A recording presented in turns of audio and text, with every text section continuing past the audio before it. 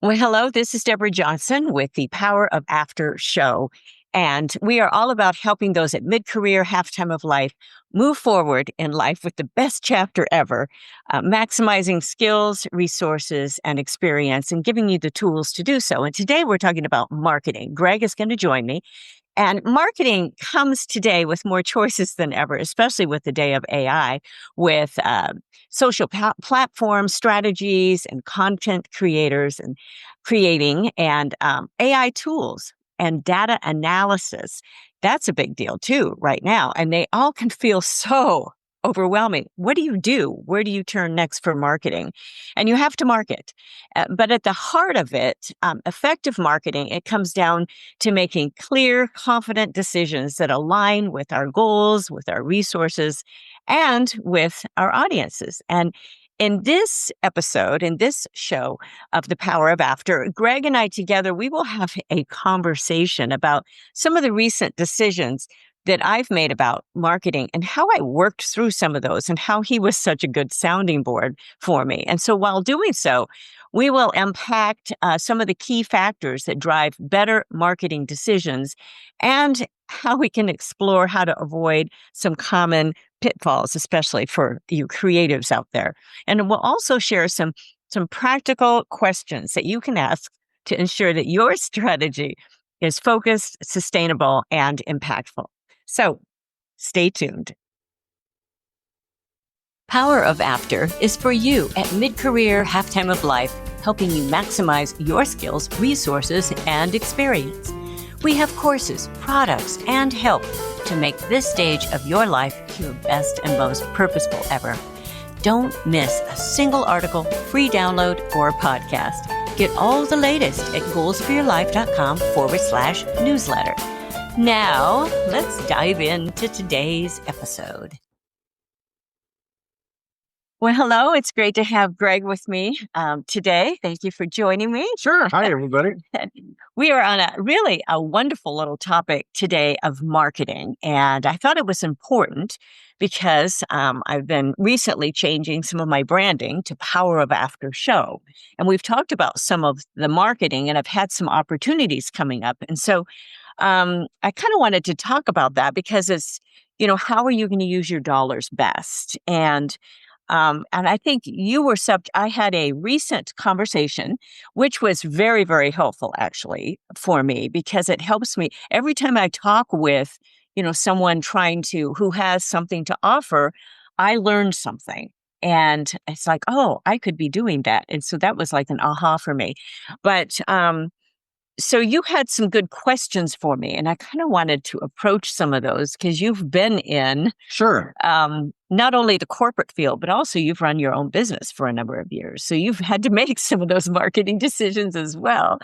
So very successful business. So and one of your questions for me was, what are you hoping marketing will get done? So why don't you expand Sure. a little bit? So, when Debbie does podcasts all the time and interviews entrepreneurs, and every now and then somebody who's kind of in the marketing field is the person being interviewed.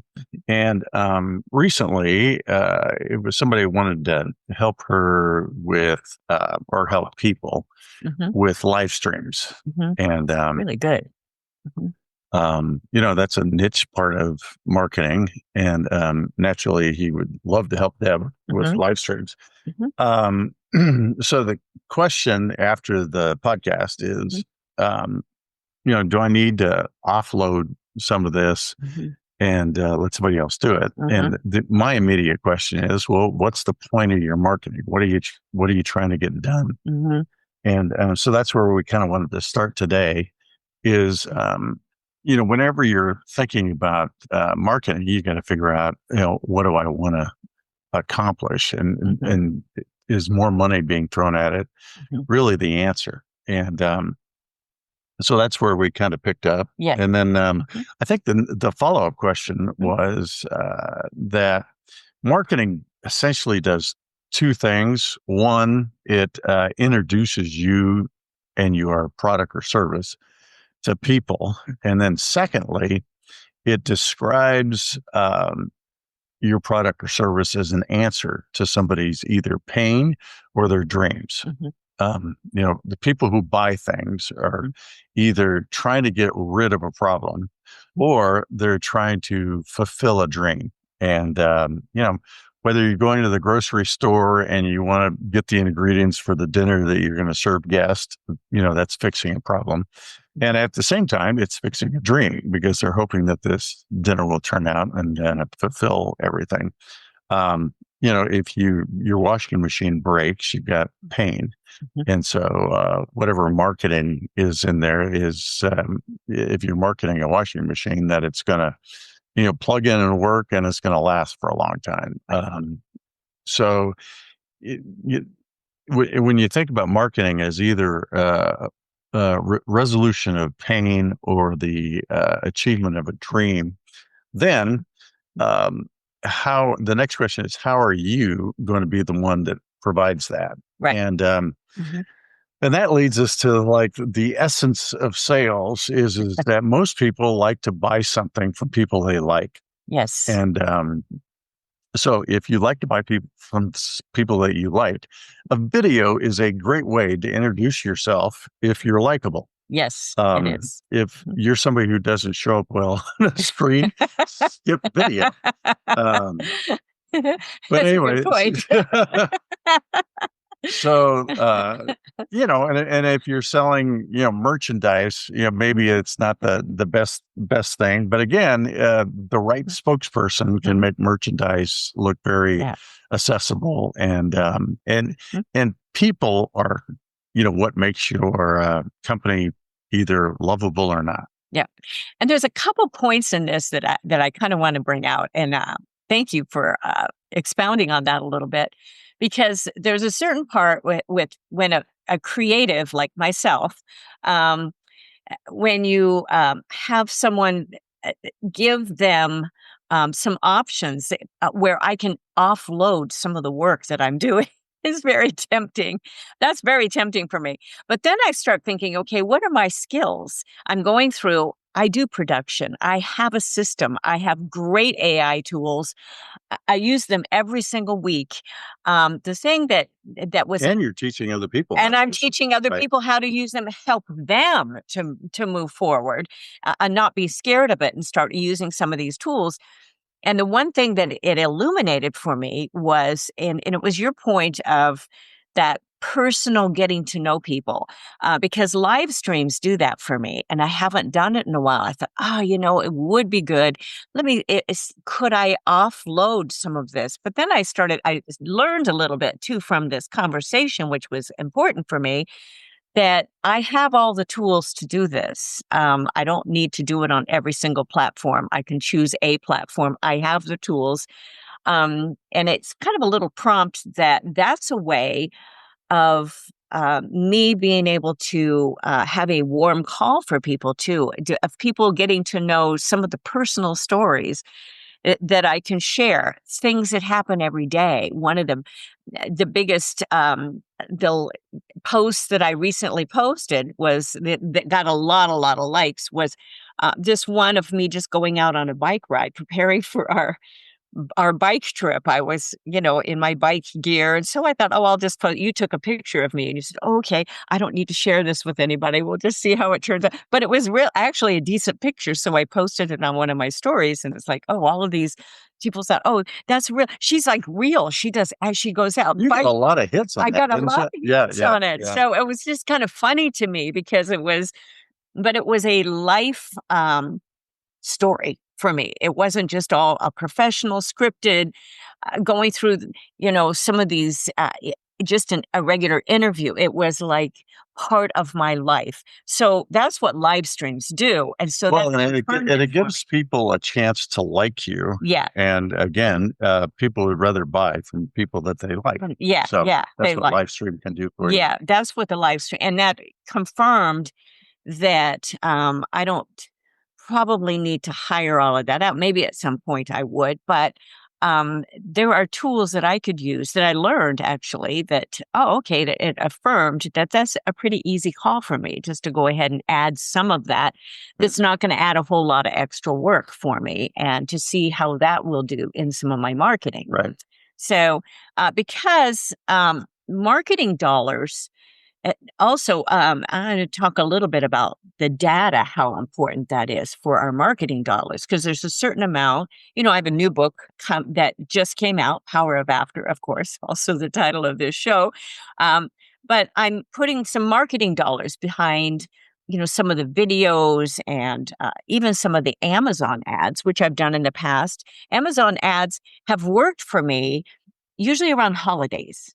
They've worked better than other times. And so, but this was not really a holiday that I just was putting up some ads.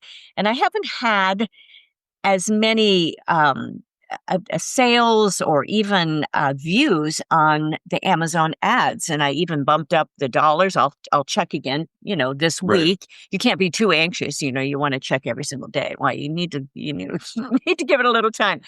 But what I do find are views like Facebook on those ads. And I'm finding that I have more views on the Facebook video ads. And so now I'm not sure how that will lead to sales.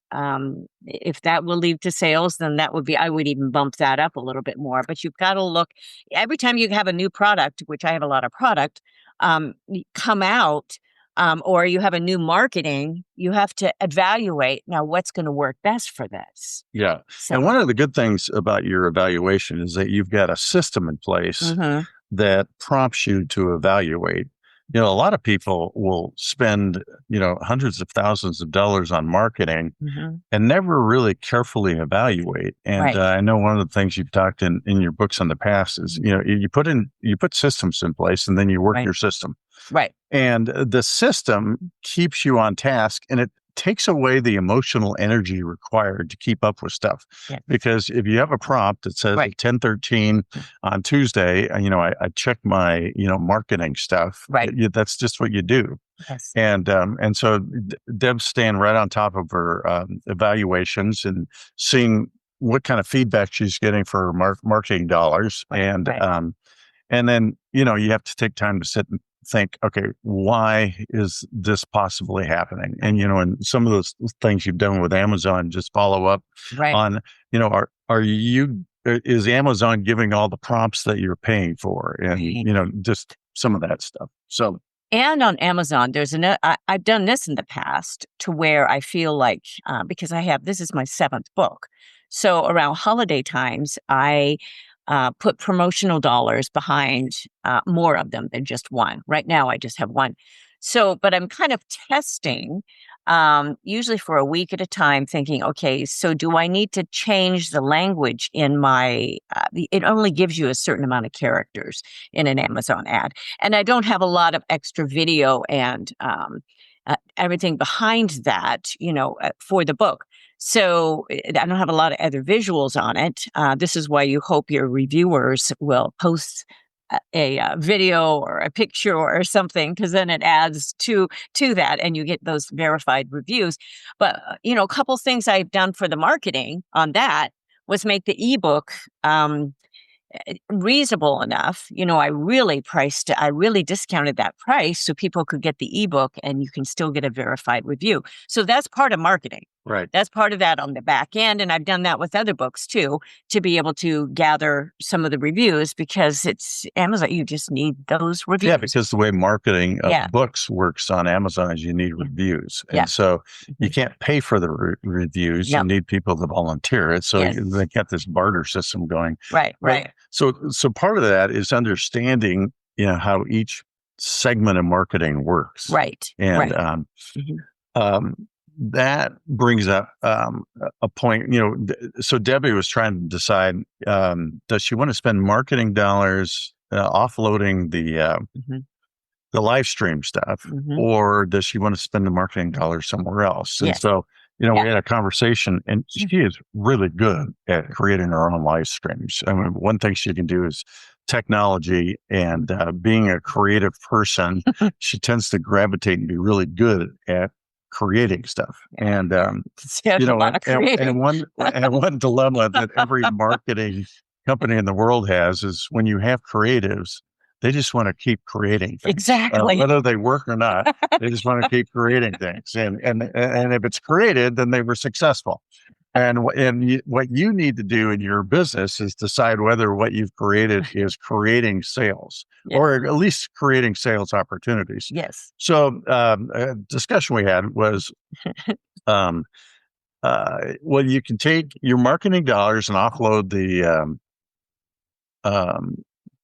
the creation of live streams to this guy, or you can take your marketing dollars and increase the amount of frequency and reach that you have. And that brings up the questions, what's frequency and reach? Way back when I was in an undergraduate school studying business, the foundation stone of marketing is frequency and reach. Meaning, how many times does an ad run and how many people is it reaching? And so, back in, the day, you were doing all estimates. You were getting no computer feedback. AI wasn't involved. And so you just figured that if I throw enough money at this thing, enough times, then frequency and reach, happens. And so the way I illustrate that is, imagine you're out, you're off the coast of Alaska and you're trolling for salmon. You put one hook in the line, and one hook in the water, and the thing's trolling, and you may or may not get fish. Now, if you throw 20 hooks in the line, you've just increased your frequency. The longer you're out in the water, you're increasing your reach. But what AI is doing for you is adding another element. So frequency, reach, and focus. So now, instead of trolling the whole ocean, and what we generally did 20 years ago is we would troll near the mouth of a river. Or we would just troll based on the experience of the captain, where they've caught fish before. And that's kind of how advertising worked up through 2010. Now, through AI and some of the searches that Google and Amazon and Facebook do, you can focus. So it's frequency, reach, and focus. Right. And you can, if you will drill down and figure out who's most likely to buy what it is I'm selling, right, you can focus. And now it becomes, how often do I want to run the ad? How big of an audience do I want to run it to? And what does that audience look like? Yes.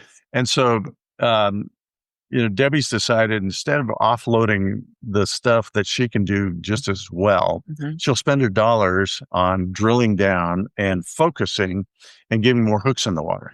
So that's a easy discussion of how do you spend your marketing dollars. Right. And the way I came to that was having a sounding board. And that's important as well. And that's why a mastermind or a coach, a good coach, I do a limited amount of coaching, private coaching, and then group coaching. But it's important to have that sounding board for some of these decisions. And especially if you are a creative, I tell you, creating just drives me. I love to create. Right. And so, but offloading some of it too was just like, okay, that would be really, really nice. Then I can, think about the next thing. But it's important for me to look, okay, what is working? What's going to work most effectively? And when you ask me, and that's what prompted this particular show, episode of Power of After Show, because I wanted to share how important it is also for a creative. Many people call themselves creatives, all right? And I know this, or want to be creatives.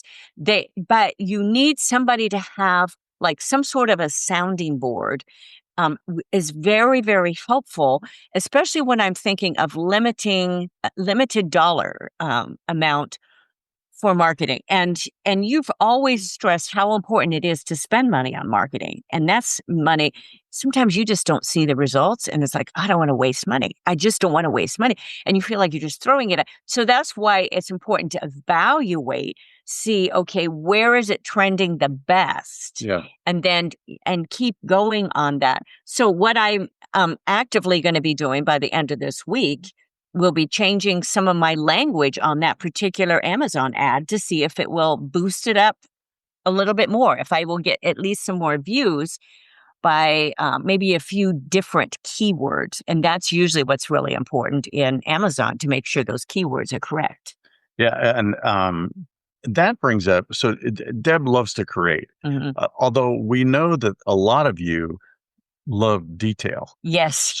So cranking out ideas or refining product specs yes, is your idea of, a great day. yeah. If that's true, then offloading something to yes, a creative yes, would make a lot of sense. Totally. Because you're going to love drilling down on Yes. Amazon's search codes and Yeah. Google's algorithms and figuring out how to manipulate those the best. That's not Right. what Deb does best. Right. So you got to kind of figure out your skill set and realize that the goal of marketing is to create a sales opportunity. Marketing doesn't create sales by itself. It creates a sales opportunity. And so the next thing you need to do is figure out, what do I want my sales opportunity to look like? Right. Do I want somebody to contact me via email or through my website so that I can have a personal conversation? Or is your product such that they can go to your website, they can tap on something and get a video of how it works? And if they like the way it works, you've got a next opportunity to actually buy it. Right. So just remember, marketing creates a sales opportunity if it's good. It doesn't create the sale. Right. Right. Great point. Great point.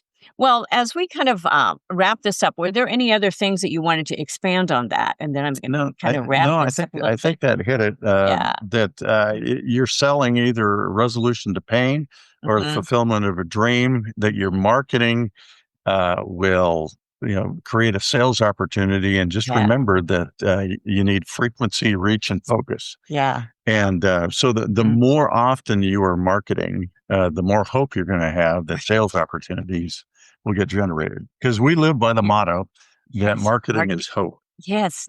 I love that you brought that up, because that I wrote this book called The Summit. I don't know if I have one right by me or not, but it's an allegory. Oh, The Summit, yes, right behind me. You can see some of my books if you're watching the video. But The Summit is an allegory about a character that she is climbing her hero mountain, and her guide gives her this little band of hope. It's a little yellow band of hope. And the only way she can get to the top is keeping that band on. When she loses it, she loses hope. And I think, as we have talked before, and we've talked about way before even I wrote that book, that marketing is hope, because you're always hoping, well, would this generate something? And so I think keeping that going in some way, if you are doing podcasts, if you are doing video live streams, if you are writing articles, if you are appearing on social media, if you are making phone calls, those are all marketing tools, and they're all different. And you might prefer one or the other. I don't really prefer just getting on the phone, but I do love to be able to do live streams. I like to do Zoom calls. I like to do all of those because I love that personal touch. And in this day of AI, that's going to be more and more important. And in my book, Power of After, I stress this. The whole first part is on the basics of AI and how important that personal touch is right now. And that's why it was affirmed to me that even doing more live streams would be important, because that off the cuff, what's going on today? You know what? This week, this happened to me. This week, here's a life illustration for this. And it's not just about a formal podcast. So those were good. So kind of summing this up was, just I like your the goal of marketing with the sales opportunity, because it does create another contact point, and also for the foundation of your frequency, reach, how important that is, and how that's the foundation of marketing. Some of this will be in the article that comes with this as well. Make sure you click on that and that you get our newsletter every single week, goalsforyourlife.com/newsletter. And also that don't back off of using AI, but affirm your own skills.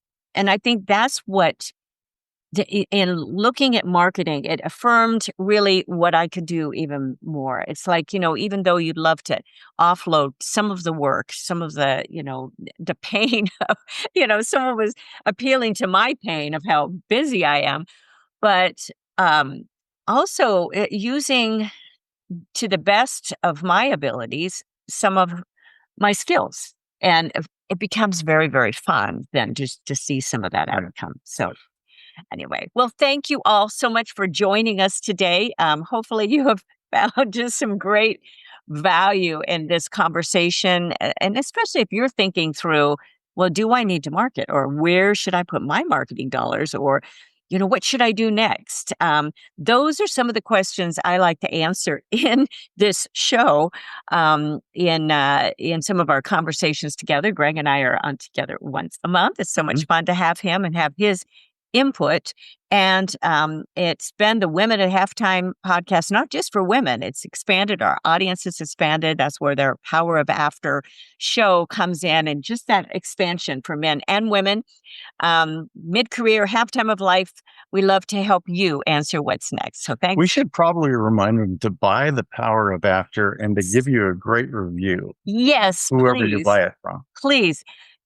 As this is released, this show is released, make sure you do that. I have left the ebook. I can tell Amazon, okay, you can raise the price, but I have left it to the point that you can write a review very easily with a very reasonable price to get it. And I have had actually some creative friends tell me, reading, they had not really accessed the ebook. They said it was so much easier to read.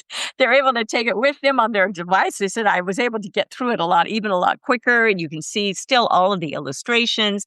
There's a wonderful free download that comes with the book as well. So make sure you get that. Thank you. Is there an audio book too? There's an audiobook as well. So yeah, it's all versions are available. So good. Yeah, Glad we made that available. Yes. Thank you. And it's, no easy task to get all of those out. So I do the back end work, the creative work, so you can enjoy. So thank you again for joining us today. Thank you, Greg, for joining me. And I will look forward to seeing everybody again next time. So bye-bye for now. Thanks so much for spending time with me today. I love bringing you insights to help you maximize your skills, resources, and experience at mid-career and beyond, so that you can make your next chapter your most impactful and purposeful yet. I'm Deborah Johnson, and I can't wait to be with you again next time on the Power of After show.